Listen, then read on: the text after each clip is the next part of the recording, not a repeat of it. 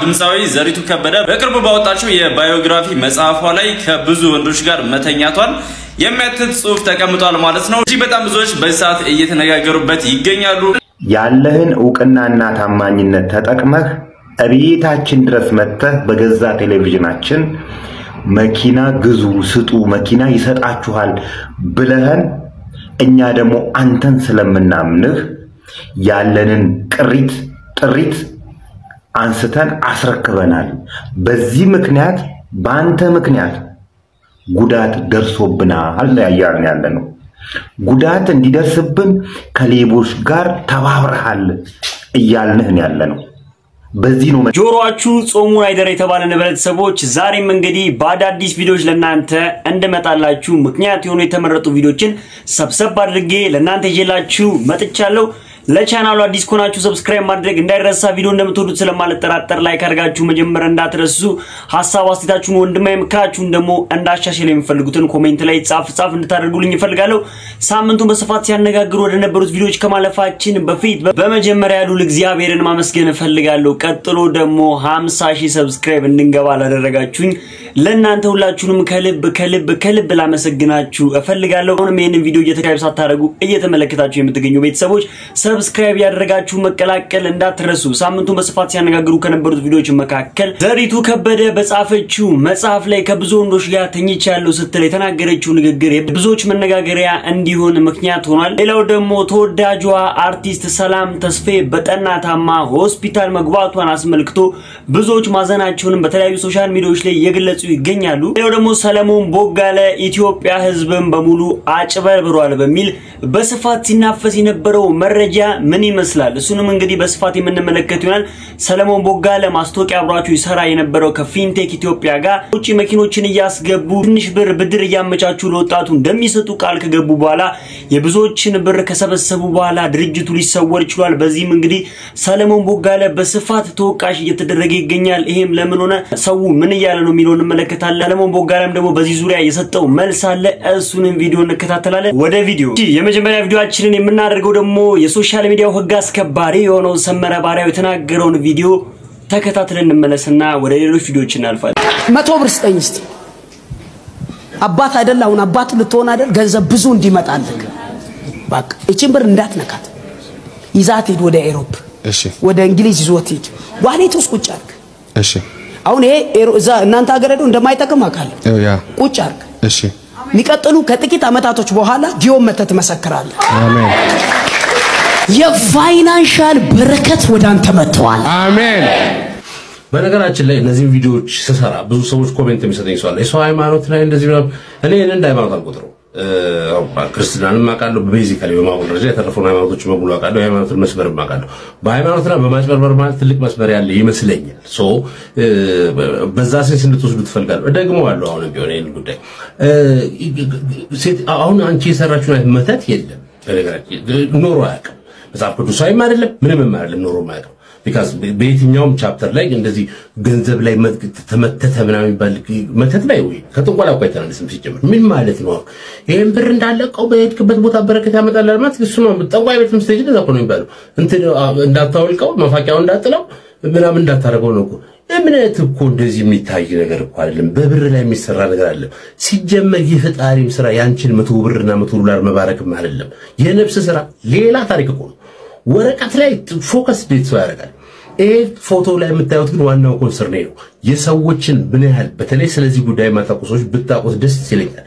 ይሄ ሁሉ ሰው የባንክ አካውንት መሬት ላይ ቡኩን የደረደረው የሆነ ነገር ተደርጎ የሆነ ሚራክል ወርዶ ሲወጡ ሁሉም አካውንታቸው ውስጥ ገንዘብ ገብቶ ይጠብቃቸዋል። የባንክ ቡኩ ነው አሁን የሚባረከው እግዚአብሔር በመለከበት ቤተ መቅደስ ውስጥ የኮመርሻል ባንክና የአቢሲኒያ ባንክና የአዋሽ ባንክና የኦሮሚያ ኢንተርናሽናል ባንክና ወዘተ ቡኮች እግዚአብሔር ወርዶ ሲባርካቸው ቡኮች እንደባረክ ይሄ ነው ስራው በማለት በዚህ ደረጃ ነው እግዚአብሔር የሚታየው እኛም ማማኝ እኮ ነን ምን ነው ሞራላችን እንድትጠብቁልን ብዙ ሰው እኮ እግዚአብሔር ያመረ ዝቅስ ማድረግ አይሆንም የገባችሁት ሰዎች አትሰሩም ስራ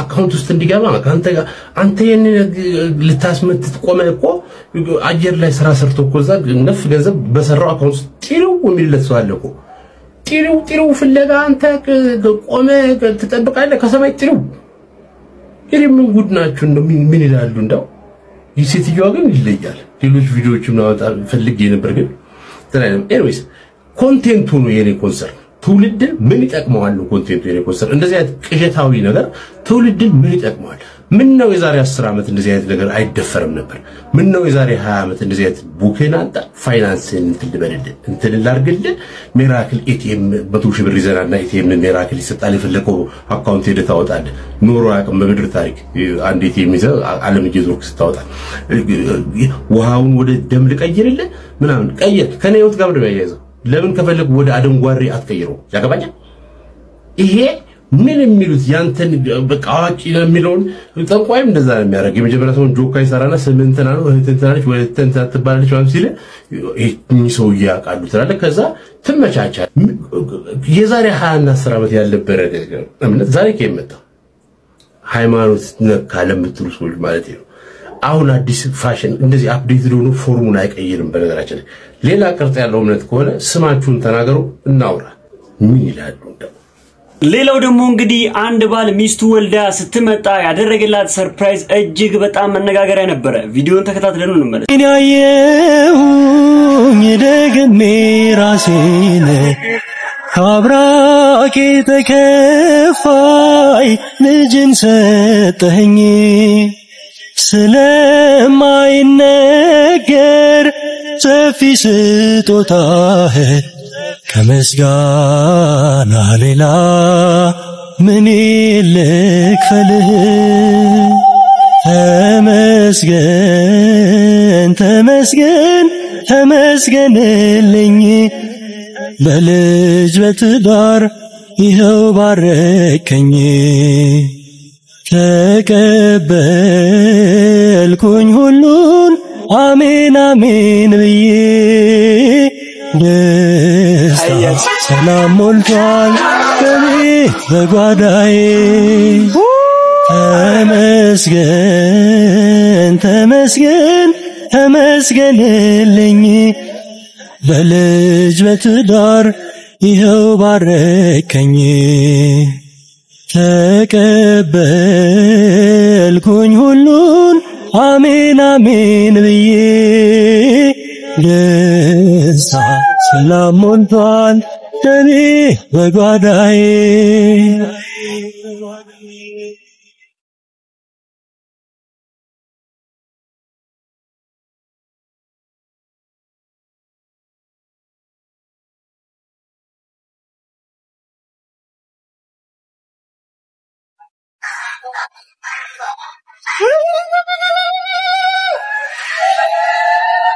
ሌላው ደግሞ የሳምንቱ መነጋገሪያ ቪዲዮዎች መካከል የዘሪቱ ከበደ በመጽሐፏ ላይ ጻፈችው ከብዙ ወንዶች ጋር እተኛ ነበር ስትል የተናገረችው ንግግር ብዙዎች የተለያዩ ሐሳባቶችን እየተለዋወጡበት ነበር ተሙ ንጉሴን ሐሳብ እንመልከትና ደግሞ አንድ ጠበቃ የሰጠው መልስ አለ እሱንም ቪዲዮን መነከታተሉናል ማለት ነው እንግዲህ ከዚህ ቀደም ዘሪቱ ከበደ ሙዚቀኛ የነበረችው አሁን ደግሞ ዘማሪት ዘሪቱ ከበደ መጽሐፍ አሳትማለች እሱ ነገር ሰምተናል ነገሩ በእንግሊዘኛ ስለተጻፈ ብዙም አናቆም እኔ ያው አላላቆም ግዕዝ ላይ ነው ጎበዝ ይሆንኩት እና በግዕዝ ብጽፈው አቋለው ወይ በአማርኛ እና ከባድ ነገር ነው እዚህ ላይ ተዳገረችው አሉ እስቲ ጉዱን ሰምተን እንመለስ ታዋቂዋ ድምፃዊ ዘሪቱ ከበደ በቅርቡ ባወጣችው የባዮግራፊ መጽሐፏ ላይ ከብዙ ወንዶች ጋር መተኛቷን የሚያትት ጽሁፍ ተቀምጧል ማለት ነው እዚህ በጣም ብዙዎች በሰዓት እየተነጋገሩበት ይገኛሉ እነዚህ አይነት የግል መሆን ያለባቸው ሚስጥሮች በዚህ መልኩ በአደባባይ ላይ ማሳየት ተገቢ ነው ወይ የሚሉ የተለያዩ ሐሳቦች እየተነሱ ይገኛሉ ማለት ነው እናንተ ምን ታስባላችሁ ምን ይታሰባል እኮ ሐሳብ የሚያስፈልገው ነገር አይደለም ያለቀ ጉዳይ እኮ ነው እንዴ አልቆ እኮ ነው እኛ ጋር ደረሰው አይደል ግዜ እንዴ ገና ላረግ ነው አላለችም እኮ ተፈጥሟል እንዴ ምን አቃለው ለለም ደሞ ልጣጣበት አንተ ወንድሜ እንዳለው እውነት ነው የግል ጉዳይ ሶሻል ሚዲያ ላይ ባይወጣ መልካም ነው ትክክል ነገር ግን ሰው እንዲማርበት ይመስለኛል ይዘው ወጣችሁ እንደዛ አይነት ጉዳይ ሰው እንዴት ነው የሚማረው ብለ ቀና ቀናው ነው ሰድግሲ ቅነቀ ነው አለበለዚያ ነገሮች እየከረሩ እየመጡ ነው በነገራችን ላይ ዘሪቱ ከበደ እኔ በጣም ከማደንቃቸውና ከመወዳቸው ሚገርም መልእክቶችን የምታስተላልፍ ምርጥ ሴት ናት በቅርብ ጊዜ እንደውም ልጇን እንዳጣች ሁላችሁም የምታውቁት ነገር ነው መጽሐፉን እኔ አናነበብኩትም ሶሻል ሚዲያ ላይ ከሚዘዋወሩ ቪዲዮዎች ነው ቀንጨብ አድርጌ ይዤላችሁ የመጣሁት ግላዊ ሐሳቤን ለመስጠት ያክል ነው የመጣሁት ልክ ነው ልግባው አይደለም ግሴ ካለ አይደለም በቃ ወሰንኩ እንደዚህ አይነት የግል ጉዳዮች መነገርም ካለባቸው ወይ ለንስሐ አባት ወይ ደግሞ ከፈጣሪ ጋር መጨረስ ነው እንጂ እንደዚህ መውጣት አለበት ብዬ አላስብም እንደግል ነገ ከነጎዲያ ልጆቿ ትምህርት ቤት በሚሄዱበት ሰዓት እናታችሁ እንደዚህ አድርጋለች የሚሉ ወሬዎች ልጆቿ ጋር ደርሰው ትንሽ ጭንቅላታቸው ላይ መረበሽ እንዳይፈጠር በሚል ነው እንጂ እኔን የመሰሉ ቀልማዳዎች ጉድ ወይ ዘሪቱ ከማለት ውጪ የዘለለ ነገር ምንም ምናደርገው ነገር የለም ሲቀጥል ደግሞ በዛም በጻፍ ላይ ብዙ የሚያስተምሩና ብዙ ቁም ነገሮች ይያሉ ለምን እቺ ብቻ ተነቀሰ ወጣች የሚለው ጥያቄ ምልክት ውስጥ የሚገባ ነው ግሴ ይሄ የሚያሳየው ምንድነው ወሬኞች መሆናችንን ነው አው ለወሬ ሰፍ ብለን የሰው ህይወት ውስጥ እንደርጎዝም ጥልቅ እንደምንለው እንደዚህ አይነት ጉዳዮች ሰው ጋር ሲደርሱ በሌላ ነገር ስለሆነ ወይ ያጻጻፍ ስልታችንን መቀየር ነው ያለብን አሊያም ደግሞ ያረዳድ ስልታችንን እኛ መቀየር ነው ያለብን እና እኔ ለበጎ ነው ብዬ ነው ያሰብኩት ዘራዳዊ እንዲገለፈጠን ልክ ነሽ ልክ አይደለም ውስጥ መግባት አልፈልግም ምክንያቱም ይህ ቤት የፍርድ ቤት አይደለም ትክክል አው ሐሳብ ምን ሰጥበት ነው ሁሉም ሰው ሐሳቡን ያንሸራሸራል ልክ ካልሆንኩም አንተ ቀልማዳ ምን አገባ ልክ ነው ያደረጋችሁ በሉኝ ይሄው ክፍት ነው ሌላው ደግሞ እንግዲህ ዘሪቱ ከበደ ላይ የስም ማጥፋት እየተደረገባት ነው ሲላን ወንድማችን ይሄንን ቪዲዮ ይዞልን መጥቷል ዘሪቱ ከበደ ያለፈ ታሪኳን በመጽሐፍ ማውጣቷን ተከትሎ የበርካቶች መነጋገሪያ ሆናለች በማህበራዊ ድረገጹ ማህበራዊ ድረገጹ ጠቅላላ በሷን የተሞላው ማለት ይቻላል አንዳንዶች በታረመ አንደበት ይህንን ነገር ማድረጓን ማውጣቷን በመጽሐፍ አይጠቅምም በሚል የተቹ ሰዎች እንዳሉ አይቻሉ ይሄ ቪዲዮ እነሱን አይመለከትም ነገር ግን ያለፈ ታሪኳን ስለተናገረች ሊያነውሯት ሊያራክሷት ሊያዋርዷት የሞከሩ በጣም በርካታ ሰዎች ግን አይቻሉ በጣም በሚያሳፍር መንገድ ማለት ነው የሰው ልጆች ክብር የተጠበቀ ነው በምንም ሁኔታ ውስጥ ይገኝ በኃጢአት ውስጥ በወንጀል ውስጥ በማንኛውም ሁኔታ ውስጥ ይገኝ የሰው ልጅ ክቡር ነው ስለ አንድ ሰው ገመና ስላወክ ብቻ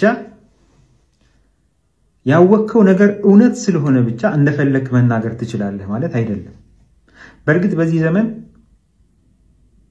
ብዙ ሰዎች ክብራቸውን ያጡበት የተዋረዱበት በጣም በርካታ ምሳሌዎች ማንሳት እንችላለን ይሄ በርካቶች ስለተነጋገሩበት ነው እዚህ ላይ ማውራት ያስፈልጋል እና ሁነኛ አጋጣሚ ነው ስለ ትችት ባህላችን ለማውራት ብዬ ስላሰብኩ በወንጀል ህጋችን አንድ ነገር ስም ማጥፋት የሚባለው ሐሰት ሲሆን አይደል እውነትም ቢሆን የተናገርክበት መንገድና ዓላማ ነው ስም ማጥፋት የሚያደርገውም የማያደርገው ስለዚህ አይደለም ስለ አንድ ሰው ያለፈ ታሪክ ይቀርና አሁን ስለሆነው ነገር እንኳን አንስተህ ሌላን ሰው ማዋረድ ማንቋሸሽ ማነወር አይቻልም ስለ መካሰስ ወይም ስለ ህግ መጣስ ስለ ወንጀል መሆን አለመሆን አይደለም ማወራው ስለ ጠቅላላ ማህበረሰባዊ ሴቶቻችን ነው ያወራለው አንድ ሰው የሆነች ጉድፍ ሲገኝበት ልክ ራሳችንን እንደ ነጭ ወተት ቆጥረን ምንም ጉድፍ እንደሌለበት ወደፊትም ምንም አይነት ስተት እንደማይሰራ ንጹህ ሰው ራሳችንን ቆጥረን ስተት የተገኘበት ሰው ላይ ስንረባረው የዛን ሰው ቅስም ለመስበር የምንሄድበት ርቀት በጣም ነው የሚያሳዝነው በርግጥ ያልተገባ መንገድ የሚሄዱ ለትውልዱ አራያ መሆን የማይችሉ ሰዎችን ከስተታቸው ለመመለስ በታረመ አንደበት የሚደረግ ትችት ተገቢና ትክክል ነው ግን ለተራ የለት ፍጆታችን የወሬ የቧልት ፍጆታችን የወሬ ሱሳችን ወይም ይሄ በማህበራዊ ድረገጽ የለመድነውን አይነት ተራ ቧልትና ንግግር አድርጎ ለማለፍ ሲባል የአንድን ሰው ክብር በዚህ ልክ ማዋረድ ለፍጹም ተገቢ አይደለም እሷ ይሄንን ነገር ስትጽፈው ካለፈ ህይወቷ ሰዎች እንዲማሩ አስባል ይሄንን ማድረጓ ትክክልም ይሁን አይሆንም ግን መልሶ ያሷ ማነወሪያ የሚሆንበት ምንም ምክንያት አይታይም እስኪ የትኛው ሰው ነው ያለ ስተት ያለ ጉድፍ ከትላንት ዛሬ የደረሰው ነገንስ የሚሻገረው?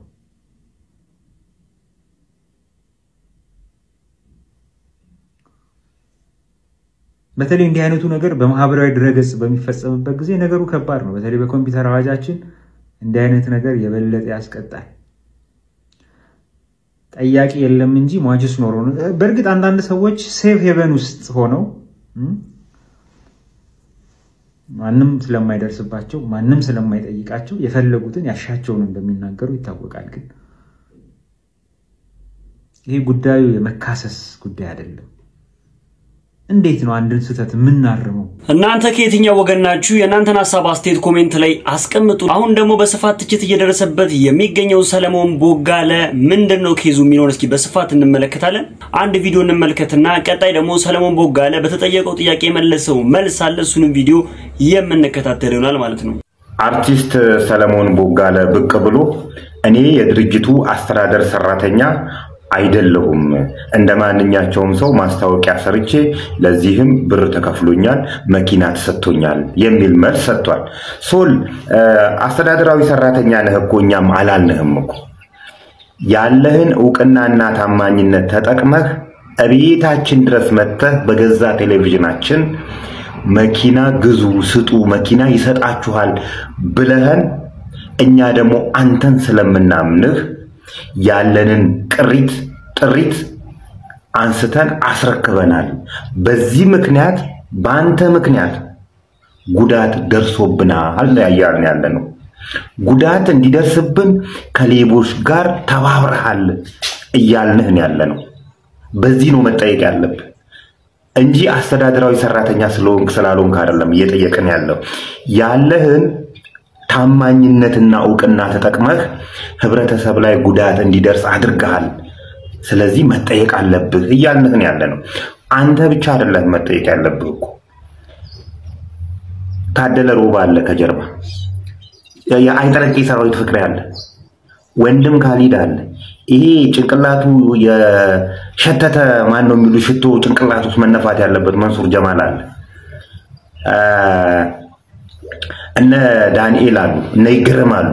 አንተ ብቻ አይደለህም እኮ እነዚህ ሰዎች ያላቸውን ዕውቅና ተጠቅመው አታለውናል ነው እንድንትታለን ምክንያት ሆነዋል እያልናችሁ ያለው እጸገነትና እኮ ሉላ ነገሩ እንትን ሲላቸው እኮ ለቀዋል። እናንተ ግን ገንዘብን መሰረት አድርጋችሁ ህብረተሰብ እንዲታለን ምክንያት ሆናችኋል እየተባለ ነው እየተባላችሁ ነው።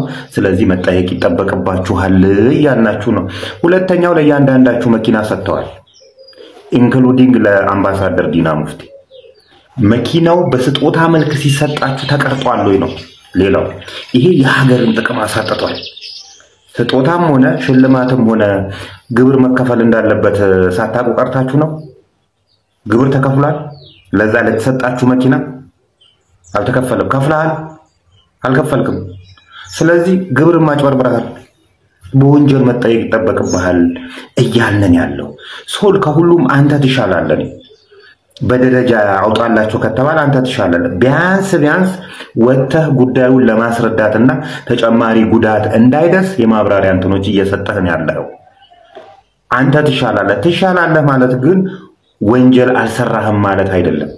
ቢያንስ ከአፍህ ይቅርታ የምትል ቃል እንኳን ጦር እንደዋጠ ሰው ለምን እንደተናነቀ ጭምር ነው ሊገባኝ ያልቻለው።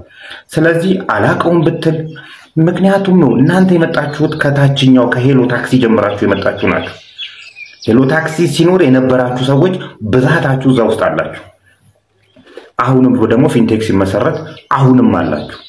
ላይፍ ታይም ኢንቨስትመንት የሚባል ደግሞ ተቋቁሟል። ነገ አላቀም ልትል ነው ዛለ ትሄድ ዳሶ ማስሄድ ደግሞ አላቀም ልትል ነው። ስለዚህ እየጠየቅን ያለህ ነው ለሰራው ወንጀል መጠየቅ አለበት እያልን ያለን መንግስት ሊለቅ ይችላል ወይም ደግሞ ሊሆን ነገር ሊያረግ ይችላል። ለዚህ መጀመሪያ ካፋችሁ ይቅርታ ይውጣ። ከዛን እያንዳንዳችሁ እየመጣችሁ የተፈጠረው ነገር ማብራሪያ ተሰጣ እናስገድዳችኋለን ቀስ እያልን ማለት ነው።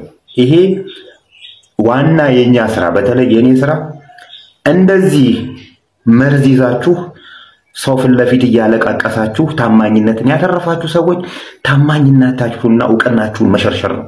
ከዛን ህብረተሰቤን አድናለሁ ማለት ነው።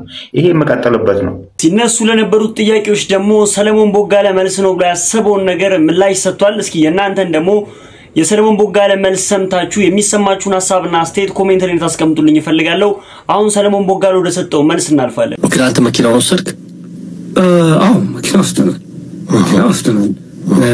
እንግዲህ ከፊንቴክ ጋር ያው እንደ ተቋም አንድ ተቋም ከዚህ በፊትም እኔ ለመኪና ካምፓኒ ሰርቻለሁ 5 ዓመት። ልክ እንደዛ አንድ ካምፓኒ ነው ተቋም ነው ተራይ እዚህ ካምፓኒ አምባሳደር ትሆናለህ አለኝ።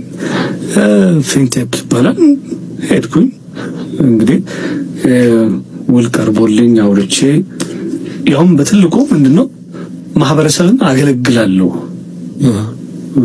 ምክንያቱም ሌላ ቦታ ላይ ወደ 3 ሚሊዮን ወይ ምናምን የሚሸጥ መኪና እኔ በእንዲህ አይነት መልኩ ነው የማቀርበው። መጀመሪያ በ950,000 ብር ያስገቡና ቀርም 950,000 ብር በ5 ዓመት ውስጥ ያለውልን በየወሩ እንዲከፍሉ አደርጋለሁ ሲል ይሄ ደስ ይላል፣ ማህበረሰብን የሚጠቅም ነው። ኦኬ ይሄ እንግዲህ አንድ ተቋም ነው ያፈራረመኝ። ተፈራረመን። በዚህ መልክ ነው ግንኙነታችን የተጀመረው። እንደዚህ አሁን የክብር አምባሳደር ስትሆን እና ሐሳቦች ስትሰማ አይ በቃ አሪፍ ሐሳብ ነው ብለህ ነው የምትገባበት ወይስ ታስባ ይሄ ነገር እንዴ ሊሆን የሚችል ነገር ነው እንዴት እንደዚህ ይሆናል ብለህ ትጠይቃለህ? ሰዎችን አታማክርም? አሁን ለምሳሌ አሪፍ ሐሳብ ነው የሚሆን ከሆነ ግን ብዙ ሰዎች ይጠይቃሉ። ለምሳሌ እንዴት በ5 ዓመት ውስጥ ያለ ወለድ እንደዛ ሊሆን ይችላል ብለው የሚጠይቁ ሰዎች አሉ። በኋላ እንደሰማው ድርጅቱ ራሱ በኋላ የተወሰነ ክፍያ ጭማሪም አደረገ የሚል ነገርም ሰምቻለሁ። ምን መሰለህ እኔ ወደዚህ ስመጣ ስደርስ ሁለተኛ ዙር እየተሰጠን እና የተጠራሁትም ልክ ከመፈራረሜ በፊት የተገኘሁት እንትን ላይ ነው ወዳጅነት ፓርክ ላይ በትልቁ ሲሰጥ ነው ርክክብ ሲያደርግ ነው። እዛ ላይ የተገኘሁት ትልልቅ የመንግስት ባለስልጣናት ታዋቂ ሰዎች ከዚህ በፊት የተሰጣቸው ሰዎች ሲመሰክሩ ምናምን አይቻሉ። ይሄ ትልቅ ነገር ነው ማለት ከዛ እንደውም እዛው ላይ ነው እንትኑ ፊርማውን የሚያደርገው ልክ እዛው ላይ ነው። አይተው ከሆነ ካየው በኋላ እዛ ላይ ተጠርቼ እንደዚህ አምባሳደር ልናደርጋቸው ነው እዚሁ ተብሎ እዛው ተፈራረምን ማለት ይሄ አይተሃል። በቃ ትልቅ ነገር ነው። ስለዚህ ይሄ ማህበረሰብን ያገለግላል። በዚህ መልኩ ነው ይከፈላል። እንደዚህ አምባሳደር በመሆን በዚህኛው ማለት ነው በሌሎቹ እንደሚከፈል አውቃለሁ። ኦፍ ኮርስ እንደዛ ነው የምትሰማው።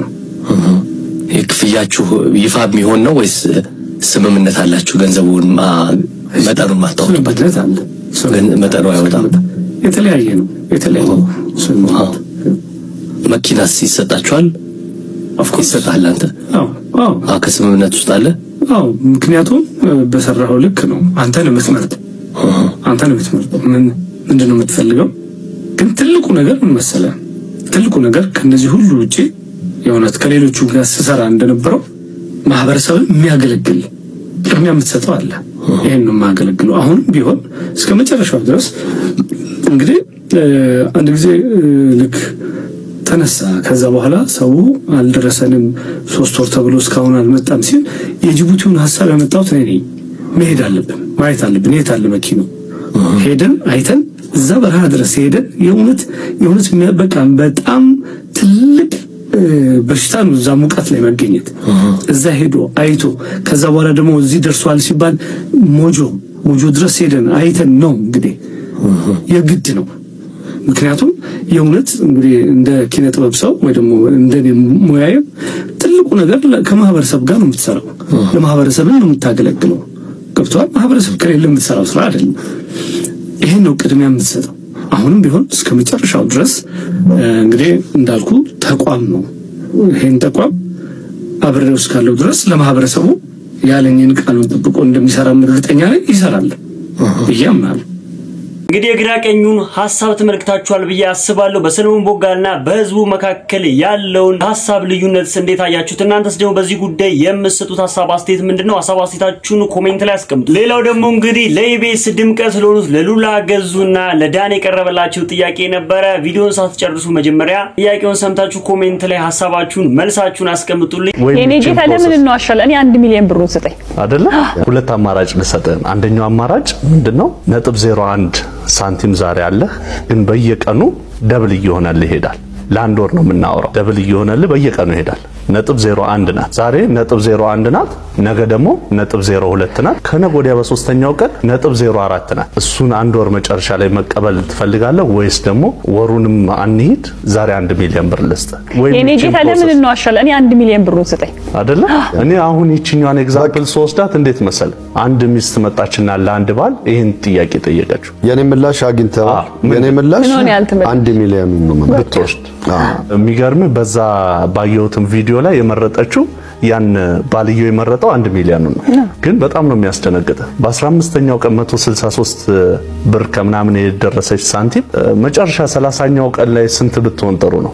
5 ሚሊዮን 300 ምናምን ሺህ ብር። እኔ እወጣለሁ ዛሬ ስቱዲዮ ለቅቄ። ይሄ ሊሆን አይችልም። በእውነት በምን አይነት መልኩ ደብል? አሁን እሱን ነው የዛሬ መነሻችን በትንሽ የታመነ ትልቅ ይደርሳል። እኛ እናየው ምች በየቀኑ የምናደርጋትን እያንዳንዷን እንቅስቃሴ አትታይም እኮ ቤተሰቦች። እንደዛ ያለን እንግዲህ ሳምንቱን በስፋት ሲያነጋግሩ የነበሩ የተመረጡ ቪዲዮችን ሰብሰብ አድርጌ ለእናንተ ይዤላችሁ መጥቼ ሐሳብ አስተያየቶችን እየተለዋወጥን ነበረ። እንዴት አያችሁት ቪዲዮቹን? የእናንተን ሐሳብ አስተያየት ኮሜንት ላይ አስቀምጡልኝ። ለዛሬ ይዤላችሁ የመጣሁት ቪዲዮ ይሄንን ይመስል ነበረ። ቀጣይ በተመረጡና አዳዲስ ቪዲዮዎች እስከምንገናኝ ድረስ ቸር ሰንብቱ። እወዳችኋለሁ።